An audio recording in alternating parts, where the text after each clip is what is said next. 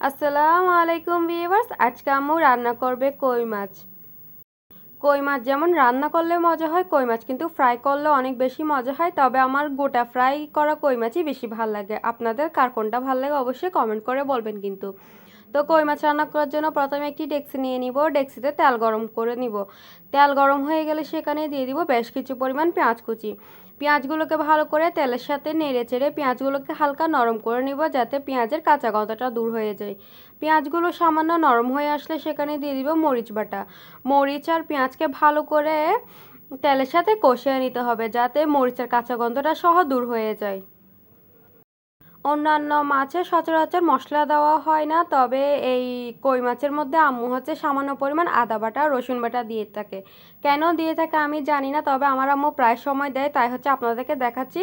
আর কই মাছের মধ্যে নাকি আদা বাটা রসুন বাটা দিলে খেতে বেশি ভালো লাগে, তাই আম্মু কই মাছের মধ্যে আদা বাটা রসুন বাটা দিয়ে দিছে। তারপর ভালো করে নেড়ে চেড়ে নিচ্ছে। অন্য সময় আম্মু মাছের মশলা দেয়, তবে আদা রসুন বাটা দেয় না, কিন্তু এবার আম্মু আদা রসুন বাটাও দিয়েছে।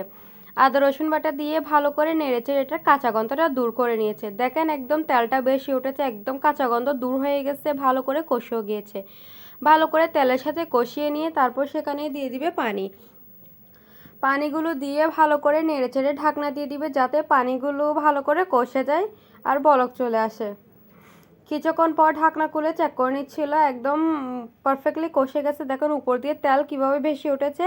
এবার আম্মু ভালো করে নেড়ে চেড়ে সেখানে দিয়ে দিবে আগে থেকে নুন হলুদ দিয়ে ম্যারিনেট করা কই মাছ। যেহেতু নুন দিয়ে ম্যারিনেট করে রাখা হয়েছিল, তাই সামান্য পরিমাণ পানিও বের হয়েছে, ওই পানিগুলো সহ দিয়ে দিছে। তারপর দিয়ে দিবা আম্মু কতগুলো আলু কুচি। যেহেতু আমরা আলু খেতে বেশি পছন্দ করি, তাই আম্মু বেশি করে আলু দিয়ে দিছে। আমিও বেশি পছন্দ করি, আমার আফুও পছন্দ করে, তাই একদম বেশি করে আলু দিয়ে দিছে।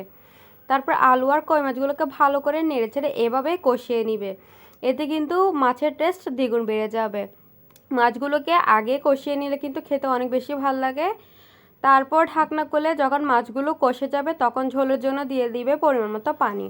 আপনারা যদি বেশি করে ঝোল চান তাহলে বেশি করে পানি দিবেন, আর যদি কম ঝোল পছন্দ করেন তাহলে কম করে পানি দিলেও হবে। তারপর পানি দিয়ে হালকা হাতে নেড়ে নিতে হবে, আর উপর দিয়ে দিব কয়েকটা গোটা কাঁচামরিচ। অবশ্যই হালকা হাতে নাড়তে হবে, কেননা কই মাছগুলো যখন কষে গেছে তখন কই মাছগুলো একদম নরম হয়ে গেছে। যদি বেশি নাড়াচাড়া করেন তাহলে কিন্তু কই মাছগুলো ভেঙে যেতে পারে, এতে কিন্তু দেখতে ভাল লাগবে না। তারপর ঢাকনা খুলে কই মাছগুলোকে চেক করে নিচ্ছে, মানে লবণ পারফেক্ট হয়েছে কিনা।